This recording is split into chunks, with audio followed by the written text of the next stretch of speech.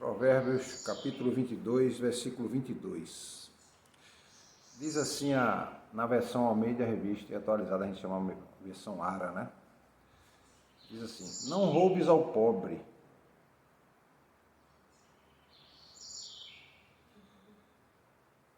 porque é pobre, nem oprimas em juízo ao aflito. E vamos ler também o 22, porque são os dois juntos.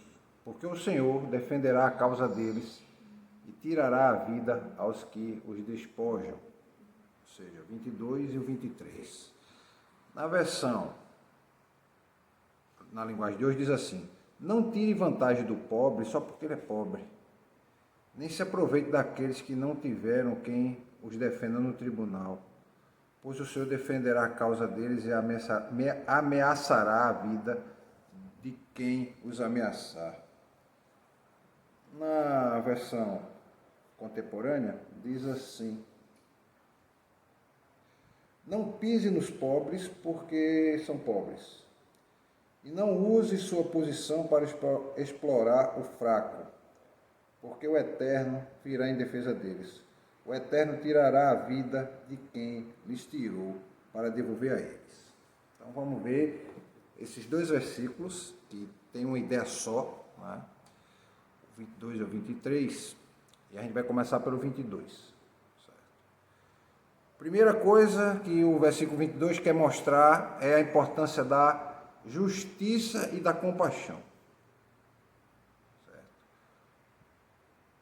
E principalmente em relação aos que são oprimidos ou os mais vulneráveis na sociedade.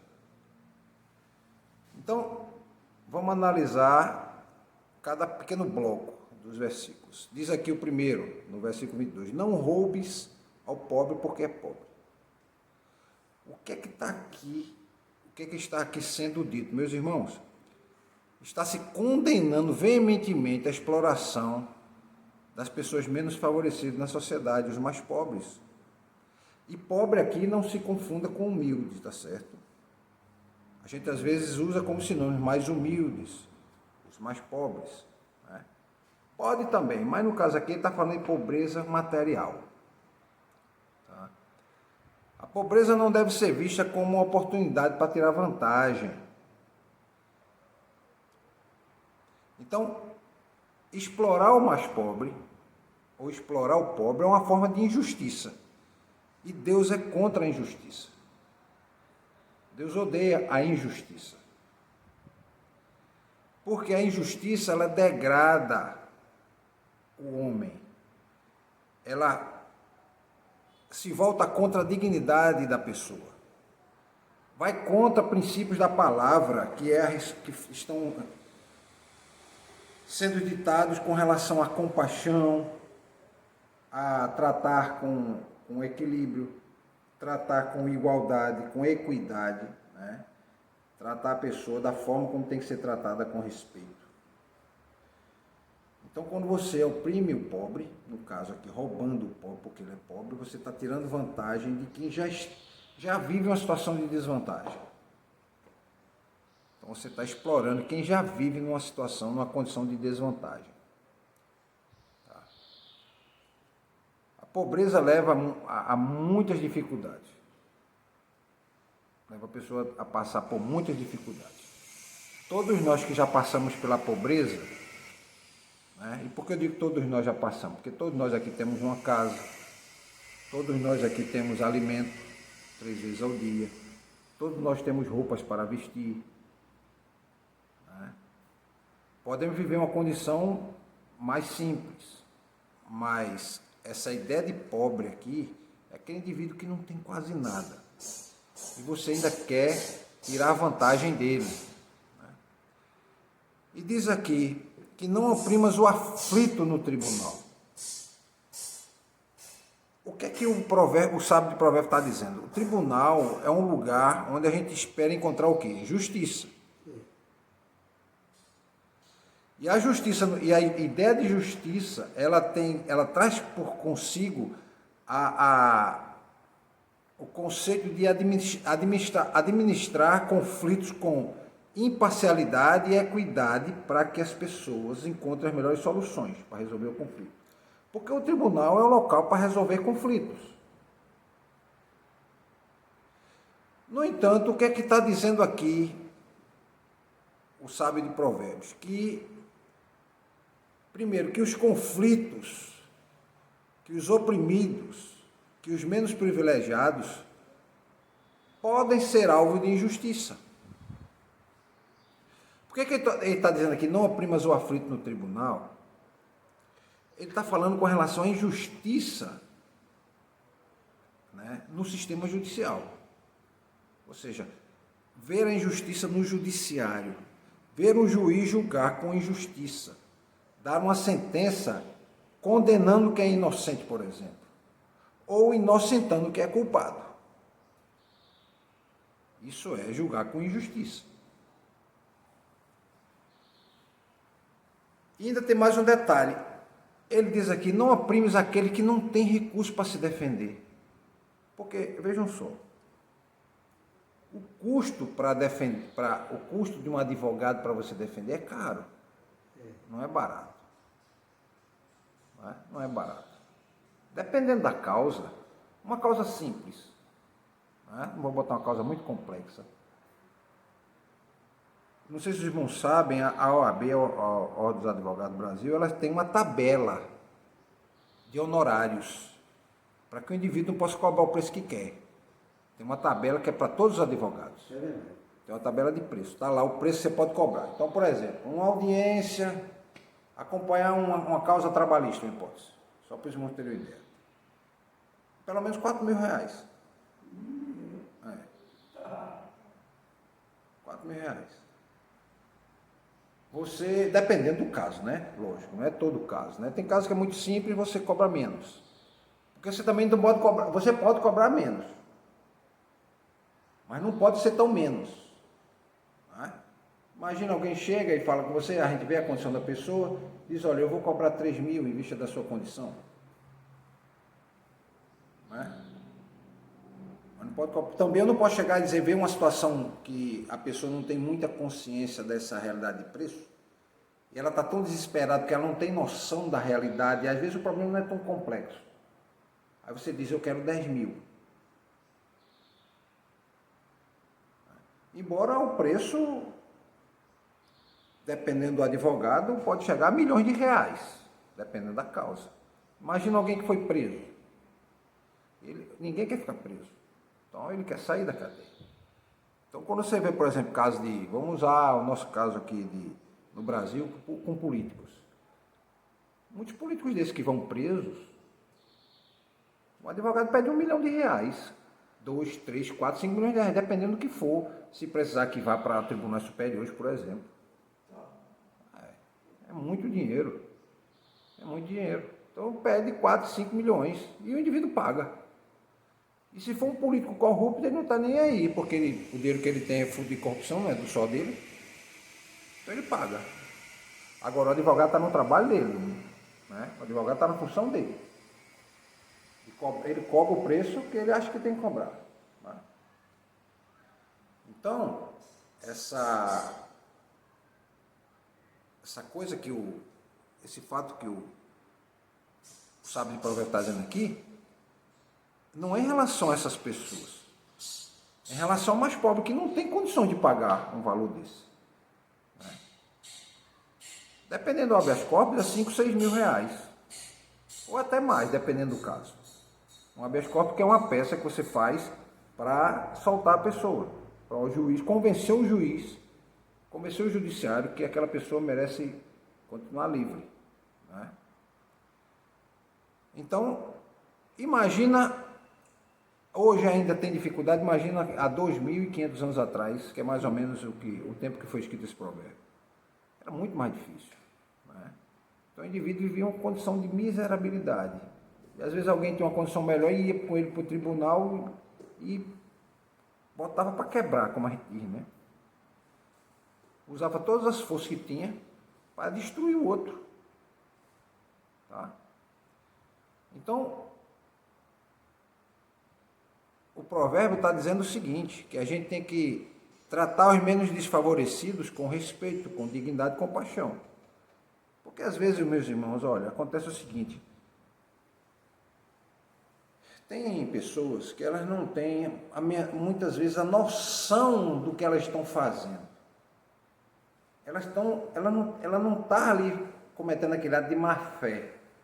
Má fé, ou seja, não tem intenção má no coração, né? Eu estou fazendo isso porque eu quero prejudicar. Às vezes ele está fazendo, achando que está fazendo certo. Acha que está fazendo certo. Mas não está. E ele está ali tranquilo, achando que está fazendo algo bom. Mas não está. Porque ele não tem consciência.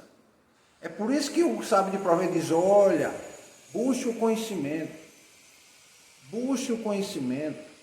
Busque o conhecimento para auxiliar você na sua prática de sabedoria do dia a dia. Porque você, quando conhece um pouco mais, você vai ser mais sábio nas suas decisões.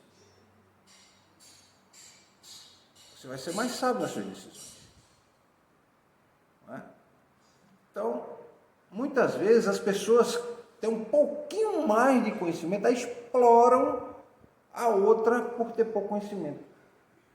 E a outra acha que ele tem consideração por ela, e ele não está tendo consideração por ela. Pelo contrário, ele está prejudicando ela. Está prejudicando.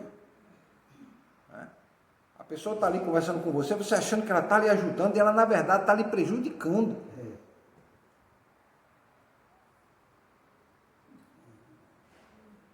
Imagina o seguinte, irmão. Vou dar um exemplo bem simples com comida. Você chega e diz, rapaz, eu estou com fome. Aí você diz, rapaz, agora não pode ter muito sal na minha comida não, que eu tenho problema de pressão. Aí a pessoa, está certo, eu vou preparar um pãozinho, um sanduíche para você. Aí ele pega o sanduíche, bota o pão e dentro bota um queijo ou uma carne bem salgada. Você não vai sentir na hora que estiver mordendo, porque o pão vai encobrir o sabor, vai estar cobrindo a carne, então você não vai sentir o gosto do sal, você vai sentir mas o sal, quando entrar dentro de você, ele vai fazer a sua pressão subir. Entendeu? Então você vai comer aquilo achando que não tem sal. O pão está totalmente insosso. Ele mesmo fabricou o pão e ele botou sal nenhum no pão. Mas em compensação dentro da carne não. Vou botar bastante sal dentro da carne. Aí ele fura a carne e bota sal lá dentro, bastante sal. Você não percebe, mas você está comendo sal com aquela comida. E aquilo vai fazer mal. Então, muitas vezes, o indivíduo vem para você, vem conversar com você, achando que ele está fazendo boa coisa, está lhe dando boas orientações, e ele não está, não. Ele está pelo contrário, está falando coisa que vai prejudicar você. Muitas vezes, João Juvenal, as pessoas chegam para perto da gente, transparecendo boas intenções, mas o objetivo dela é querer prejudicar a gente com outras pessoas. Imagine só um exemplo.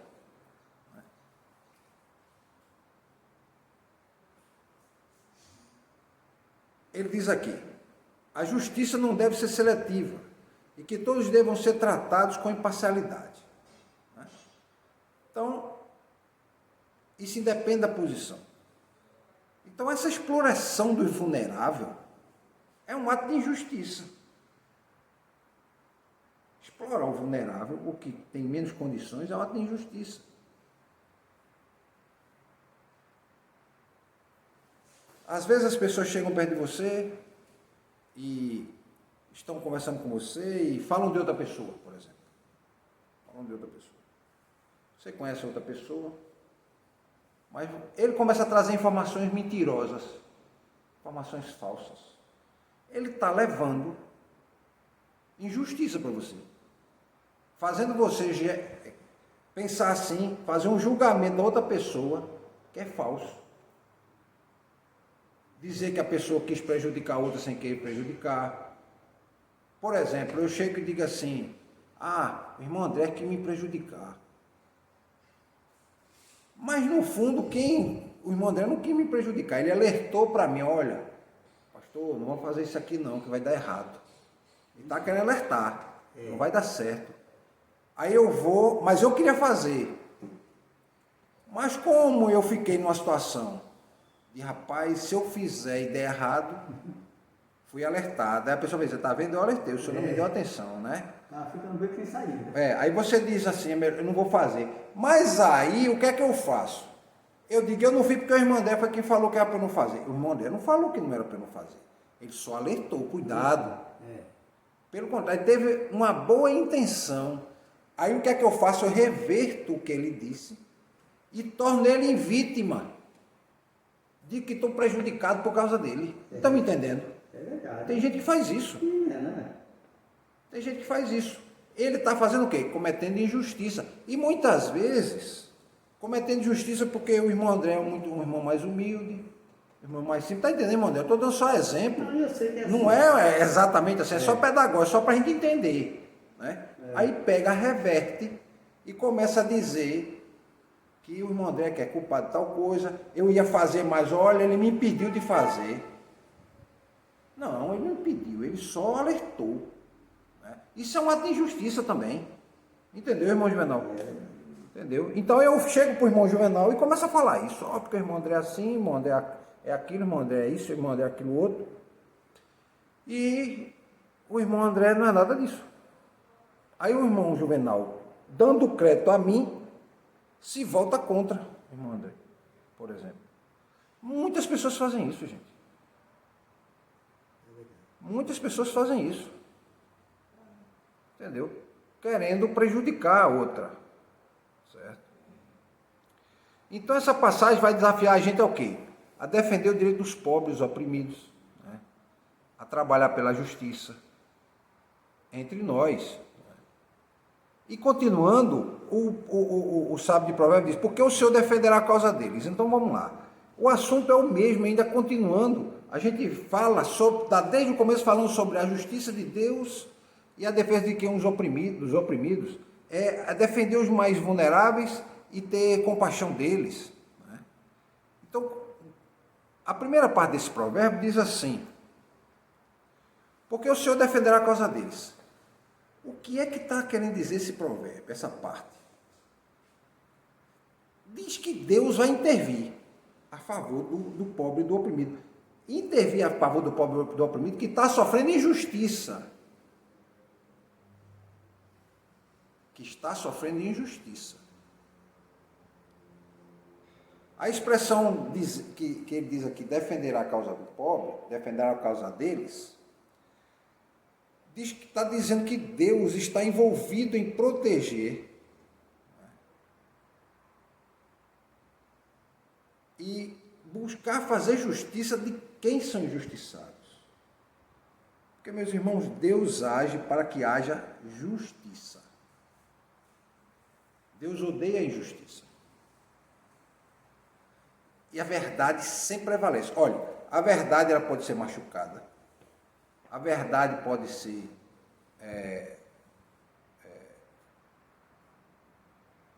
pode andar cambaleante, como muita gente diz. Ela pode ser derrubada, mas a verdade nunca vai ser morta. A verdade nunca vai morrer. A verdade pode estar agonizando, a verdade pode estar na UTI do hospital, mas ela não vai morrer. A verdade não morre. A mentira morre. Quando é que a mentira morre? Simplesmente quando a verdade vem à tona. A mentira vai morrer. Então, aqueles que mentem, que falam e que usam isso para tentar, entre aspas, querer que algo se beneficiar com algo que dizem, na verdade estão trazendo injustiça. E essa injustiça, Deus está dizendo, uma hora ela vai acabar, porque eu estou intervindo. Eu não vou aceitar isso. Então, o que é que o sábio do provérbio está dizendo? Olha, Deus é indiferente ao sofrimento. Deus é indiferente ao sofrimento. Deus não está indiferente. Né? Deus não, ele está preocupado com o sofrimento do vulnerável. Então ele vai defender os que não podem se defender. Mas pastor, mas como é que pode acontecer isso? Por exemplo, imagina alguém que é muito humilde, muito pobre, e você vai ao auxílio da justiça e começa a contar a sua história. As pessoas veem sinceridade no que você está dizendo e veem quem é outra pessoa do outro lado. E as pessoas conhecem a pessoa do outro lado. Por isso que eu digo, quando você trabalha com a verdade, você vai criar um respeito entre as pessoas ao seu redor, que quando alguma injustiça começar a acontecer com você, as pessoas vão dizer, rapaz, está acontecendo alguma injustiça. Isso não está certo. Isso pode ser com o pastor, pode ser com quem que quiser, quem quer que seja. Então imagina o seguinte, irmão Juvenal. O irmão Juvenal me conhece, né? Já há quantos anos aqui na igreja? 5 anos, né? 5 anos. O irmão André também. Se alguém chega dizendo para o irmão André, ou o irmão Juvenal, mentiras a meu respeito, ele pode até em um certo momento assim, rapaz, será que o pastor fez isso mesmo? O irmão Juvenal, rapaz, eu acredito que não. A gente vê o pastor sempre ali, andando daquela forma dele, entendeu? A gente não vê ninguém falar nada. Imagina chegar aqui e dizer que o pastor tem um amante. Aí vão perguntar, irmão Juvenal, tu já viu alguma vez? Nunca. Irmão André já viu alguma vez? Não. Rapaz, vamos ligar para o pastor Juvenal. Vamos ligar para o pastor Juvenal. Pastor Juvenal dizendo, rapaz, eu ando com o Marcos sempre, eu nunca vi nada. Nunca vi. Então, essa verdade vai se estabelecer. Se ele tem essa amante, a pessoa que acusou vai dizer, cadê quem é ela? Mostra ela. Então, enquanto a mentira está prevalecendo, as pessoas estão tentando averiguar. Mas aí chegam e dizem, olha, vamos resolver de forma simples? Cadê a pessoa que acusou? Quem acusa tem que apresentar a prova. Tem que apresentar a prova. E aí pergunta ele, cadê a prova? Como é que você prova isso? A palavra do senhor disse mais certo agora. Quem acusa tem que dar uma prova. Ele tem que dar uma prova. Então, que prova você tem disso? Que prova? Né? Que prova? Você não tem. Mostre, por exemplo, no caso, a amante. Não tem. Então é mentira. Então você é mentiroso. Você está querendo trazer divisão para nosso meio. Porque, irmãos, olha, quem quer que seja, se o pastor está trabalhando corretamente, a liderança trabalha corretamente, num grupo da igreja, o pessoal está tudo imbuído com o mesmo processo. Se vem alguém de fora e entra nesse meio e começa a falar mal do pastor da liderança, é como alguém chega para mim, rapaz, pastor Marcos, você não sabe o que o irmão André está fazendo. O que é que o irmão André está fazendo? E eu tenho olhado o irmão André sempre trabalhando de forma correta, sempre íntegro, de forma direta. Está entendendo o que eu estou dizendo, irmão André? Então se alguém fala, peraí, não, isso deve ser mentira. Mas uma pessoa que vem de fora e se intromete desses assuntos internos da gente, não sabe de nada, vem falar do pastor, do irmão André, do irmão Juvenal, do irmão de João, o que quer que seja. Eu estou dando exemplo para a gente entender. Ela está agindo com injustiça. Ela está agindo com injustiça. E quando age com injustiça, Deus defende essas pessoas. Então, continua o texto aqui dizendo que tirará a vida aos que os despojarem. No caso aqui, é que o sábio de provérbio está dizendo, ó, vai ter consequências para quem pratica injustiça. Tirar a vida é um termo muito forte, né?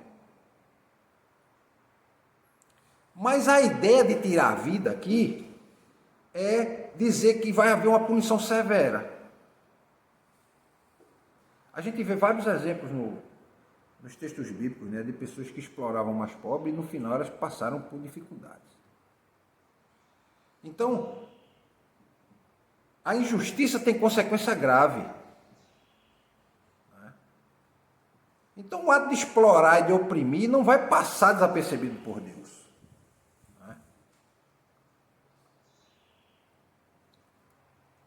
Então, os dois provérbios, o 22 e o 23, têm ensinamentos muito profundos. Lembra que Deus, ele trata a justiça com seriedade. Deus é justiça. É a perfeita justiça, é a suma justiça, é a completa justiça. E ele defende os mais vulneráveis, de uma forma ou de outra. Por isso que muitas vezes, eu não sei se os irmãos já viram, as pessoas dizerem assim, quando acontece um crime, ele pode se livrar da justiça dos homens, mas não se livrará da justiça de Deus. Não é? Ele pode se livrar. E as pessoas, querendo ou não, estão falando um provérbio como esse. Esse provérbio está dizendo isso aqui, ó. Pode até se livrar da justiça dos homens, mas da justiça de Deus ele não se livra, não.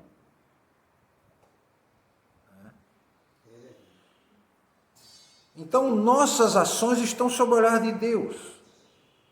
Sob esse olhar atento de Deus. Então, somos desafiados aqui, meus irmãos, a tratarmos com respeito os menos favorecidos. Devemos agir com justiça, com compaixão, sermos íntegros. Que a gente tenha consciência que Deus, Ele está ao lado dos oprimidos. Muitas situações já acontecem, né? Por exemplo,